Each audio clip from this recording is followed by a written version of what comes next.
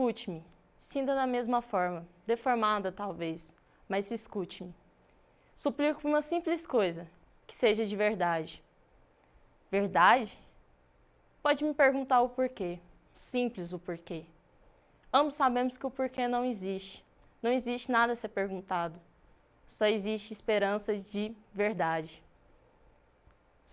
De que aquilo seja verdade, que pelo menos seja ilusão de uma. Não existe meias verdades, não existe meias palavras. Só quero que me escute. Escute uma pobre a qual se encontra à beira do abismo, que encontra nesses versos um alívio.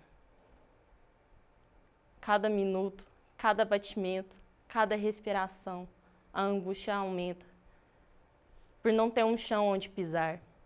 Marcas, seriam elas o sinal de que algo verdadeiro aconteceu? Ou apenas momentos não definidos, não analisados? Marcas são apenas para nos mostrar que algo bom aconteceu, ou ruim. Elas vêm, passam e deixam um sinal. Neste dia, mês, ano, vida, só espero que algo verdadeiro aconteça.